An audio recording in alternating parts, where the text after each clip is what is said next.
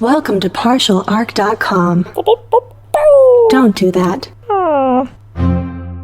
You find yourself in a tavern. Yo, we should have checked for traps. I knew he forgot something. I think I can reason with him. You killed his father. Can I have sex with it? You could certainly try. I'm gonna touch a sword. Don't touch the sword! The child is evil, right? Obviously. I could cast Fireball. Always cast Fireball. All right, roll for it. Welcome to Friday Night Quests. I'm your host and Dungeon Master, Jay Jones. Last week we aired the final part of our adventure with John Kim, but this week we'll be doing a special post-game analysis. First, we talk with John and the other players about the game and their thoughts on the session. Then we've got a special interview with myself and the producers Andrew Dickinger and Niels-Christian Kielland about the design of this adventure and what advice we have for anyone who wants to run their own game. With that said, let's get to it. Wow, you almost died. It was close. Yeah. It was scary close. Campion's no joke. No, it's not. When he said it turned into a demon, I was just like, well, this is more than I expected for a second level. 18 AC, so it's hard for like any one of you. It was. Except for bears, apparently. Bears. You can't chomp them, but boys, The their bears. claws It was- connect basically every time. It was durable. Yeah. I Very kinda, effective. I just took credit for Izzy's work. Like, That was... It's true, he was spinning most of the time, so I think like you thought you just totally destroyed yeah. that. It just that afterwards just demon. had it like rested on and just stand on it. It was me. Me right here. The hurricane. The hurricane. I like that. Hurricane. The Shmurricane did. Awesome. that was a crazy ending there. Inspiration, natural 20. That was beautiful. That was perfectly timed. Very I believe you rolled a cinematic. natural 20. I think people will probably be listening to the podcast and be like, Bullshit. no, they let John do that. Yeah. They'll be like, Let him have the big they're like, thing. we can hear the edit points. Yeah. We hear where they No. just said pretend you rolled a 20. They'll never know. They'll never know how epically awesome that turned out to It's be. silly imagining a tiny little halfling jumping up to the face of a demon. Just like a demon, yeah. like this in midair. Like a smoking That's acid an epic warhammer. like frozen shot of Yeah. just like just this little halfling with a massive And once warhammer. again, chop the head off with a totally blunt weapon. Yeah. That's an epic swing. That's a lot of. Yeah. It was just so much rage about lack of alcohol. Just like Yeah.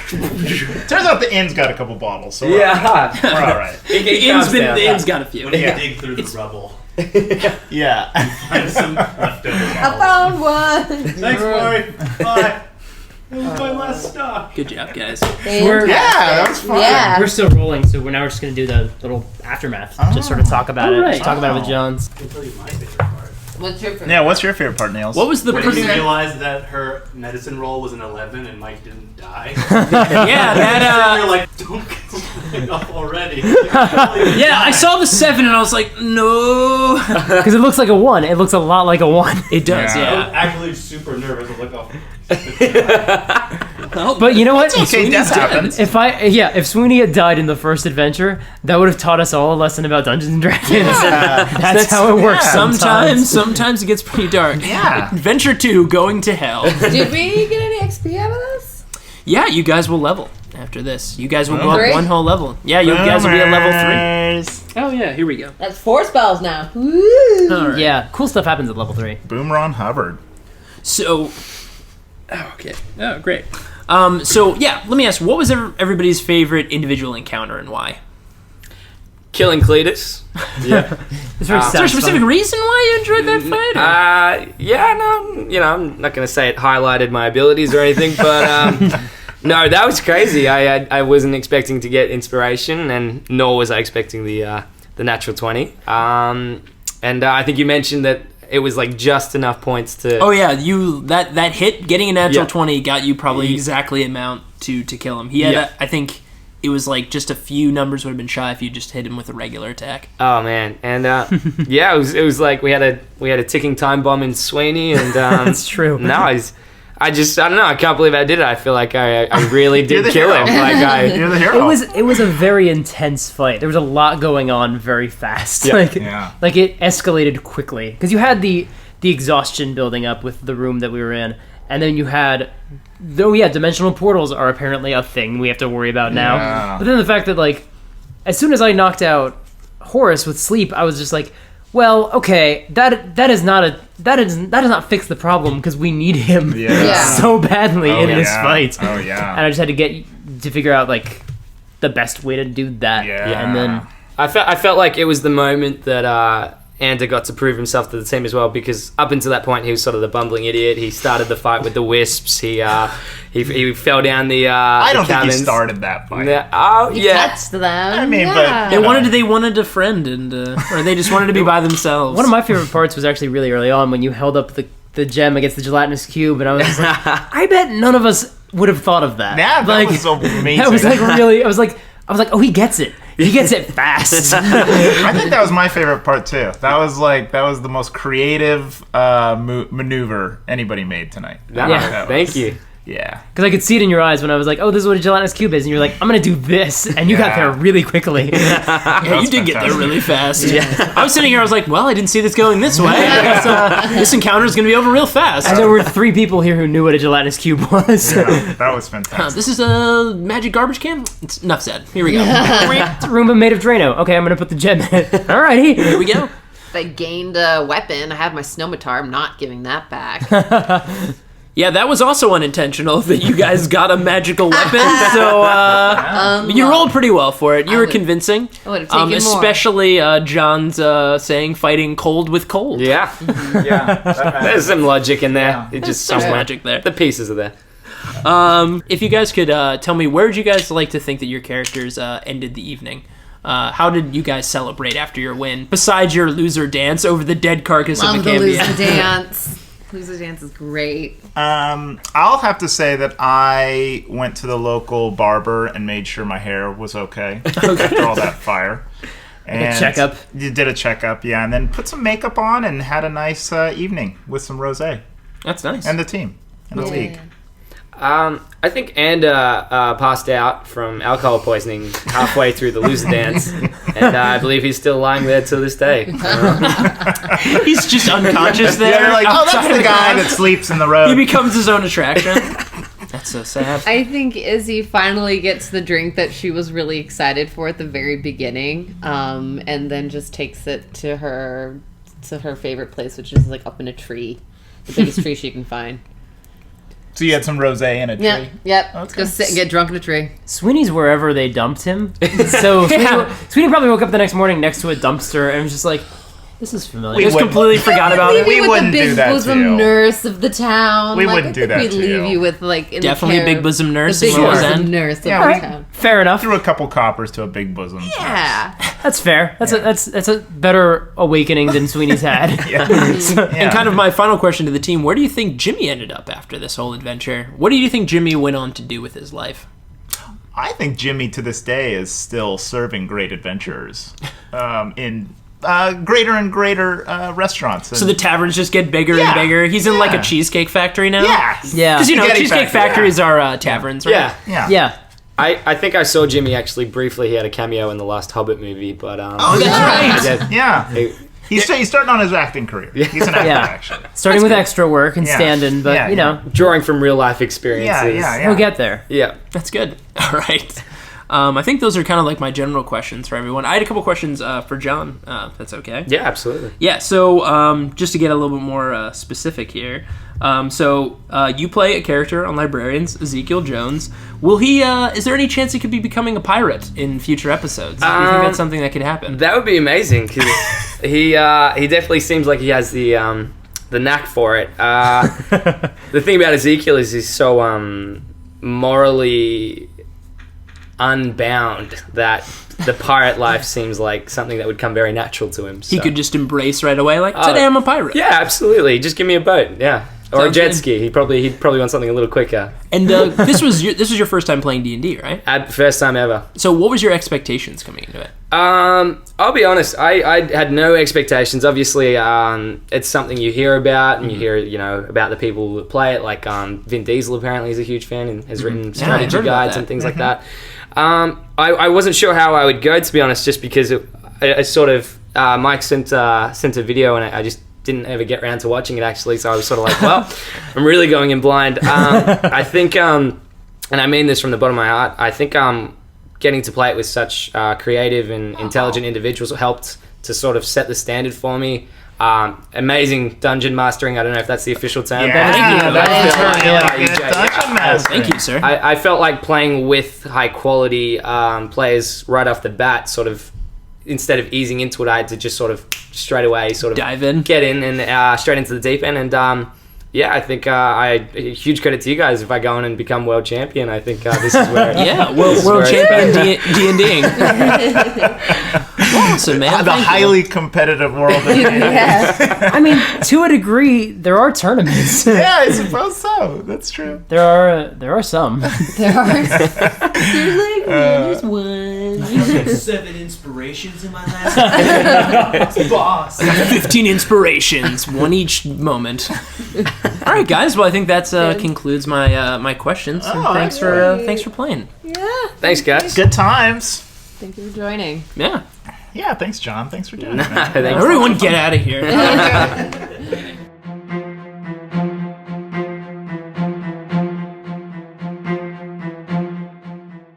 All right, guys, I'm sitting with our producers and the writers of the adventure. We have Jay, obviously, the DM. Hey! You've been hearing him through all of these episodes. You have. If not, that's weird. That'd be very strange. We also have Andrew Dickinger. Hello. And Niels-Christian Kielland. Hello. These are the producers who you heard a little bit of in the other episodes, but mostly just our sultry voices. You may recognize me from Roll to Seas, my That's right. And his many Sexy voice. shampoo commercials. shampoo commercials. Niels from his many shampooing. That's Yeah. right.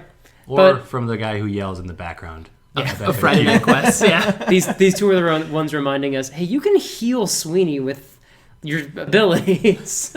Right. No, bear mode, go. Yeah, we're just going to talk a little bit about how the adventure came together. So we're just going to start with the obvious question. Did you guys have the adventure in mind before the guest?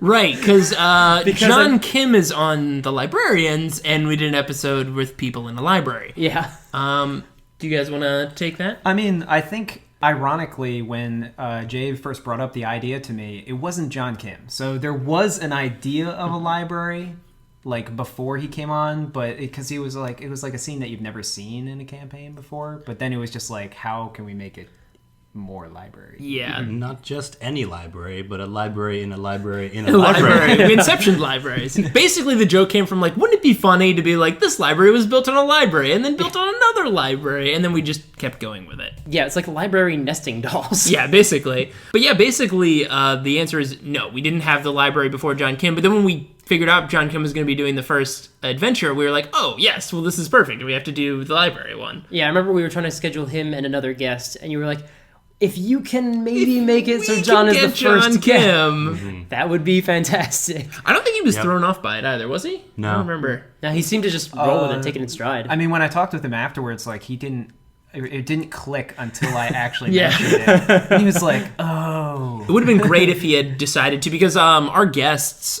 select their characters before we start the adventure, and out of some pre-generated characters, or if they want to create their own, they're welcome to. It would have been funny if he had picked like a rogue character, so he was basically a thief in a library.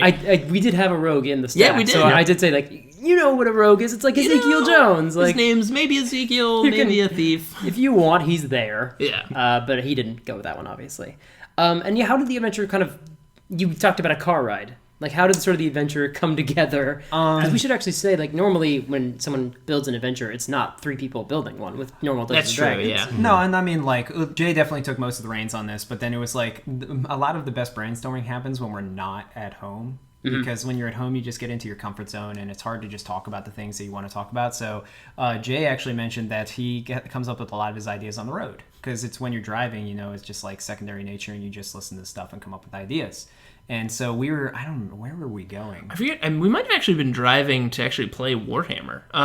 But I think we were just riffing ideas. We were on our way somewhere, and I find when it comes to writing things or working things out, brainstorming and bouncing off of people can sometimes get your best stuff. So I think we were just driving somewhere, and it was just like, yeah, libraries within libraries, wouldn't that be funny? And then we actually talked about some things. We're like, oh, this could actually work as a story, as an adventure. I think that at least the ghost idea with the Will-O-the-Wisps came out in the car, where it was like, oh, it should just be like a dead person library, and it's just like all dead people all in these there. ghosts that are trying to kill you, and then like that's where the trap scene came from, and like And that eventually became the Will-O-the-Wisps adventure. Yeah. Because Will-O-Wisps are super cool. They are. and super evil. Yeah, I remember when I first got to know the story, like, my first contribution was when they reach the end of the library, they don't win, and they come out and the whole town's on fire. That's right. That was definitely... I was like, I just want them to lose and the town to be on fire. Yeah, Niels was definitely like, yeah, it should be anticlimactic. They return the book and everybody feels great, and then it's just, I think it was even the line was like, they step outside and everything is fucked. I think it was like actually the line. I think it originally wasn't like, it was originally not going to be just a guy that's just walking, setting everything on fire. It was like a giant monster. It was originally just like everything is destroyed. Like they unleash, like by returning Something the book, bad. nothing really happens, but they accidentally unleash a giant monster that burns the town. Which is super exciting to prepare for a level 2 group of characters. Like, oh, they're going to fight a super evil demon monster that's destroying a town. That should be easy. So yeah, I mean, speaking of level 2, like you started us off, the Deep Gnomes encounter, kind of to wet our whistles, and we ended up fighting a Cambion. Yeah, that's how you guys ended up. I don't know if that was actually revealed in the episode. I think it was. The final boss was a Cambion, and I think Cambions are level 7 or 5, something that's much higher than a 2. Yeah. And we wanted to do the fun monster thing, and it couldn't just be like a quaggoth or like a bear got loose and started ripping apart doors and stuff. The whole town's fucked from that one bear. So Izzy would just turn into a bear. Yeah, exactly. But no, so we were like, well, it's got to be like obviously a demon of some kind. Yeah. What's the lowest demon you can get while still being like, ooh, a demon? I think there was at one point that I actually wanted it to be the gelatinous cube, and it's like the blob. It's just getting bigger. It just gets bigger and bigger. Yeah, it just eats the whole town. But yeah, so just going through the monster manual, and this happens a lot when looking at adventures. It's kind of like I have an idea skeletal structure, and we all kind of riff on what we want in there, and then you just kind of page through the monster manual and go like, how would this fit? Would this work? And like the Cambion shoots fire. We wanted the town to be on fire. Demony enough, and we're like, yeah, this could totally work. Well, ironically, in the beginning with the Deep Gnomes, like at least the way that the book sets it up with regards to its point system and selecting monsters and everything, they weren't like hard enough. To start, yeah. To start. Well, yeah, that comes with like kind of adjusting their levels. Yeah, the Deep Gnomes, they're actually of the right level. I think they might even be a level above. But I think the number I started with, the number of Deep Gnomes, wasn't strong enough for something like that. It was tricky. Yeah, I remember the Deep Gnomes was a little tricky encounter to work out. Well, because that's actually what brings me to one of my next questions, is that you guys test the encounters before we actually get to the game. Yeah. You guys just run it with yourselves, with our characters, usually with one of the pre-generated characters. Now, we don't necessarily know which one the guest is going to go with, so we kind of have to just pick one out of the lot. Yeah. Do your best. Like, he's going to be a rogue, right? Yeah, that's what we all really want. He's going to be a healer, right? Yeah. Save everyone. Save everybody. This will be a very different encounter. Oh, he's a Dragonborn Paladin. Ah, crap. Yeah. But yet, what came out? Did anything sort of come out of the playtest, essentially? The playtest for the adventures can be really weird and different, just because we are trying different pre-generateds, and one different pre-generated character can really affect a team. Yeah. So, like, if you took a wizard out of a team with wizards, like, you don't have sleep, and you don't have giant fireballs that can kill things that are weak against fireballs. Yeah. Also, I mean, the die rolls change, so you Yeah. could just do really badly and be like, wow, these monsters are really powerful, and then you actually play it and the character's like, yeah, we're killing everything. It's like, damn it. I definitely think in one of the first tests of the Cambion, he just murdered all of us. Yeah, I think there was definitely one where the Cambion like killed everybody. The Deep Gnomes too. The Deep Gnomes, yeah. The Deep Gnomes themselves. Really? Yeah. Well, here's the thing. That's so why they got toned down a little. the Deep Gnomes have innate abilities, and they have this one ability called Blur, and I don't think it was used actually in the encounter just because it would take an action to use it, and I wanted them to be fighting and you guys to have more of a kinetic fight. Yeah, the encounter moved very quickly. They can do this thing where I could have started them blurring. But the problem about that is blur is an ability where anything attacking that creature has disadvantage. And it would be really annoying for your first fight of the things you're like just trying to get you into the fun of the battle is like, oh, I gotta roll disadvantage for every single roll against these things. And that's kind of what brings them up to the level that they're listed in the book, and that might be why they were weaker when we created the encounter. But it's just like, I don't want you guys rolling disadvantage just right off the gate for every single thing. Not only would it be our first episode and our first adventure, it's the first time our guest, in John's case, has played the game, let alone this edition of the game. Sorry, John, you get screwed right off the bat. You get the worst one. Yeah. So that wasn't going to make for a fun encounter. Didn't you use blur at one point later to try and? Yeah, I think we did, and it was. Then they just got killed anyway. Yeah, they got killed. Fast. Yeah. Oh, one of the tests. Yeah, and also the other different thing about the test is we're not Jeremy, Kelly, or you, or even John. We don't know how you're going to play those characters. So when you guys have more of a firm idea of how those characters play. But after recording and then going back and doing playtests, we kind of. For season got an 2. idea. Yeah, we try and think okay, this is probably what Mike would do, or what Kelly would do. Well, we'll find out when season 2 starts. We know Jeremy will take a whole action to just fix his hair. We know that's going to happen with Horace. We know Kelly will violently kill everything. And that's the encounter that opened with John. John embraced the game so quickly. Yeah, that was when he great. figured out I can hold the. I know we just talked about this, listeners, in the segment you just heard. It can't be stated enough. It's the first time he'd ever played the game. And he's like, oh yeah, if I threaten to drop this thing into the gelatinous cube, they won't attack me. And then he dropped it anyway. And they did it anyway. Screw those deep Talk tones. about hard to contain your excitement, because man, did Nick and I want to chime in as soon as that happened, just be like, yes! Yeah, it was, that was great. Great role-playing. Going to the library, the first library, Destin's family library, you had a lot of knickknacks and floating orbs and trophies and gems with animals inside. There's a giant snake head behind the chair. Yeah. How much of that was written in advance, and how much was sort of improvised or added on the fly? The giant snakehead was definitely written in beforehand, and there was actually a story about the snakehead. I don't know if you guys remember it, but it was his pet. It was supposed to be his pet snake, and it died, and he sold most of it to build up some of his fortune. There was a whole background to the snakehead, and nobody asked about it. He had a favorite childhood book. There was a lot invested in that snakehead prop. The other stuff that you guys actually interacted with and stole, a lot of it was created on the fly, the gems, with the fish frog in and the it. gems, and the one with the fish in it and stuff. That was all very off the top. Yeah. Mm-hmm.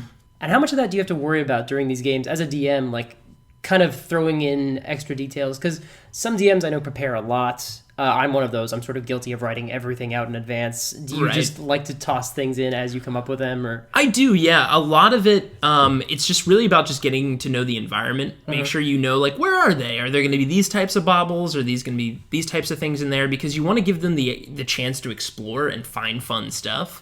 But you also, want to make sure they're still on the path of the adventure. So as long as the baubles and things move the story forward, that's fine. The other things you don't want to go overboard, how many books? Write out all 2,000 books that are in this library, and I know exactly which one they're going to get and what'll be on page 62, because that's just outrageous. Yeah, I think there's definitely a tightrope that you have to walk of when is it too much information? Because it sucks to have to write out essentially all of this side stuff, and then it never gets used. Well, example is the snakehead. Nobody ever asked about that snake.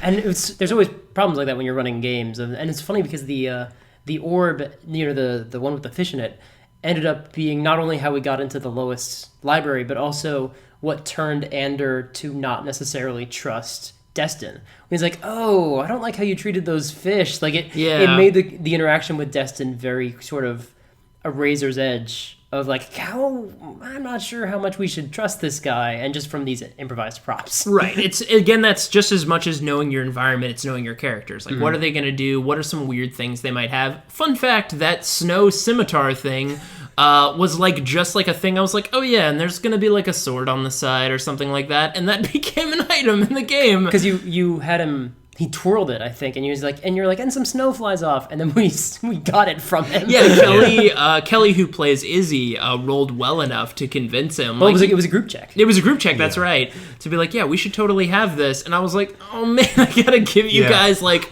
an impromptu magic item, and now you also get it. Yeah. So I was like, well, here we go. Because 5th edition is much more stringent about magic items than 4th, which you and I sort of come from. It is, right. So it's much more like, oh, you got a magic item in the first adventure. All right, fair enough. Yeah, you got a snowmatar. I just sat there kind of smirking, like, oh, now Jay has to make up an item to give them because I know it doesn't exist, and he does not want them to have it. But here you go, a +1 snowmatar, magical scimitar. Let's talk about the Kobold Library. Jay, why do you hate kobolds? Well, this goes back to my childhood when kobolds used to pick on me. So the Kobold Library, I apologize for anybody who really loves kobolds and believes they're geniuses at trap makings, because I'm sure they are. Yeah, it's their I just thing. lean too far to the comedy bit angle of that kobolds just have terrible traps in this You also library. wanted to fill it with traps, but also not kill us with everybody. That's traps. the thing. Because Ander, John's character, basically just went balls to the wall and just started running down the library. And I'm like, oh my god, he's going to hit literally all of the bad traps. So some of them I kind of rolled a die separately to see which ones were good and which ones were still working and bad, because there were some that were still working. That I think when he flipped over... He jumped over a pit, Yeah, and that would have been a bad one. That was a lucky roll. But that once he rolled a 20. And he also rolled a 20, So, like, it was also like the universe was on his side. And sometimes as a DM, I feel like you want to reward that. You want to reward that fun. And I just thought the bit was too funny to have them just filling a bunch of animals with bags. Bags of animals. Yeah, that was great. And it's just like, you have to feed those animals. Like, you can't just put them in a bag and just drop them out of the ceiling. Like, that's not how... Like, traps work like that a lot in, like, adventure movies, like Indiana Jones style. Well, to be fair, Indiana Jones, it was filled with snakes. Filled with snakes. I don't Most think... of those snakes would be dead. They would have eaten each other. No, the snakes weren't... They didn't put the snakes in there. I think the snakes nested in there? An environment filled up. Like, I don't know. They might have filled it with nests. You never know. They wouldn't put them next to their sarcophagi. But wouldn't they be all the same kind of snake then? Because there was that's definitely an like a dozen plus. Well, not necessarily. We have a lot of snakes sneaking into the... Guys, that's a great movie. We shouldn't... This is what we're really here to talk about, is how bad Raiders of the Lost Welcome to Blockbuster Punch. Welcome to Blockbuster Punch. Todd, do you want to chime in? Special guest, Todd, talk about how shitty that movie is. No.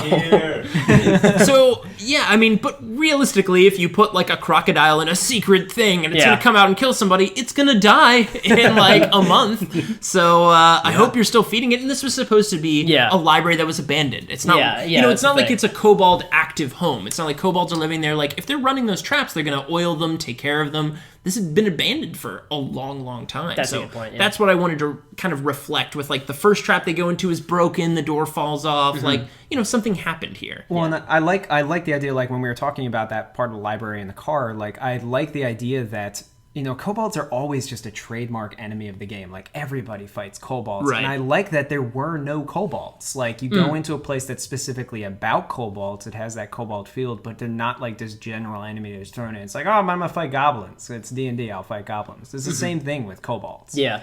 So that's what I thought made it more interesting, was that it was just like, you had the whole going through the beginning part of the library, and there was definitely shit that could have gone wrong in the first part of the library. Oh, yeah. Like, all those suits of armor, they could totally animate. I had a feeling. And kill you. And that was a thing we had talked about, like, should we make the suits of armor? Yeah, they're going to be, because that was actually, the suits of armor was probably the toughest encounter in the game, because we wanted to right away create an unwinnable encounter to make those encounters different. Real theme with you guys for this adventure. Everything terrible, but the idea of, not every encounter can be solved with just stabbing and punching and breaking. You have to, like, maybe, and this is also, like, letting some of the characters flesh out more of how they problem solve. Yeah. Like, maybe someone does really well with diplomacy, or I guess in this version it's persuasion. Yeah. So, like, let that persuasion bit shine, and maybe that's something that they can leverage in the scene. Yeah, it's structured like an encounter, but it's a skill challenge. Yeah, it's really, you have to... Negotiating, Exactly.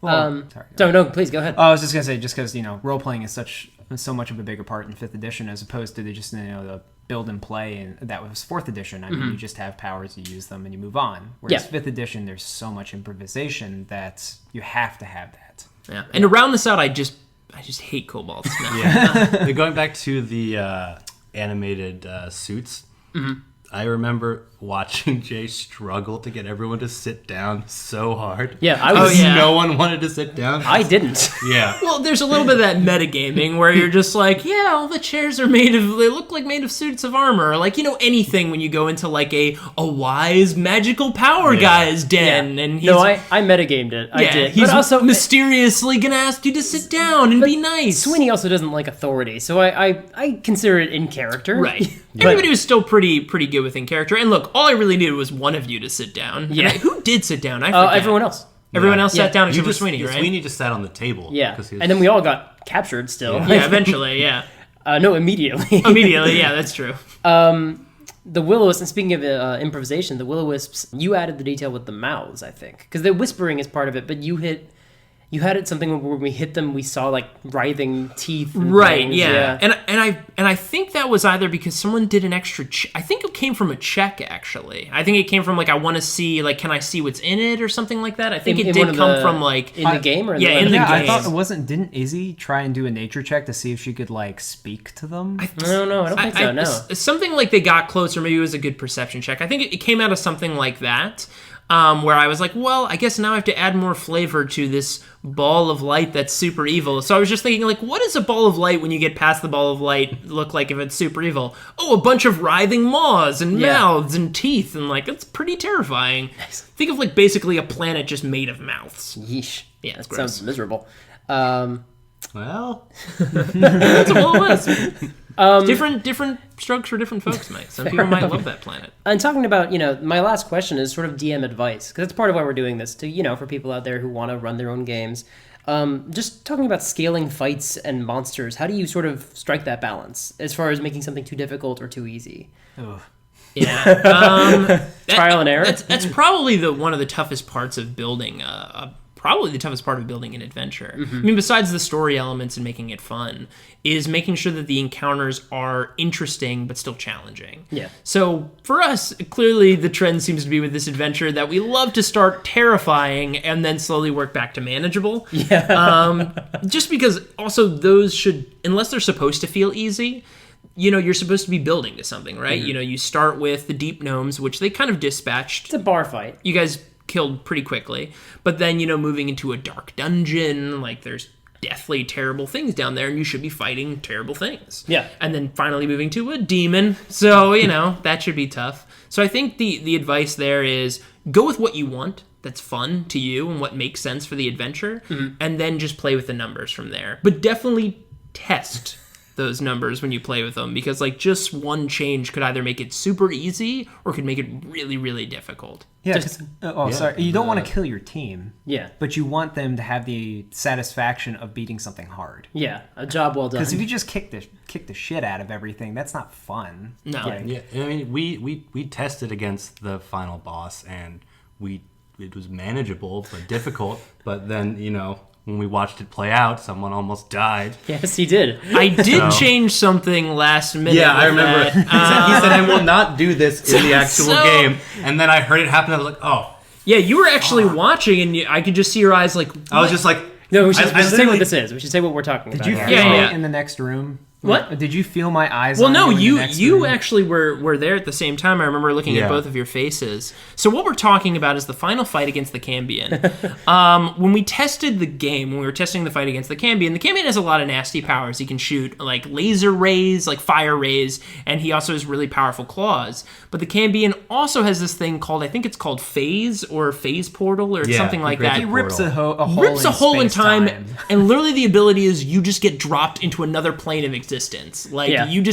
You go there and you don't come back when he's dead. You have to then go and then get them back. Yeah. So as the fight was going, I forget why, but I was did like, it to Izzy. I did Tried to to Izzy. drop a bear in. Tried to drop her into some negative zone. And at that point, Horace was asleep. Izzy was a bear, and you were cast dying, I think. Not yet. No, not yet. Okay. This was early in the fight, I think. This was still in the bar. Yeah, this was still in the bar before. And then this table falls through it. Yeah, Izzy rolled enough of a dexterity check to get out of the way. Wait, were you actually going to hit her with it? she didn't. He was aiming for Izzy. Yeah. Yeah, it was absolutely. That's why my face lit up, and I literally shot my hands up and was just looking at Jay like, oh God, no, please. It just felt right because you guys were doing so well that I didn't want you to just beat the Cambion outright, and not that you were going to, but I was like, you know what, this feels right, so I threw it back in. But your faces, Oh my God! because I Nick could and see I them had a across what the room. fuck Yeah, moment. Both of you guys were looking at me just like, what are you doing? You're going to kill all of them.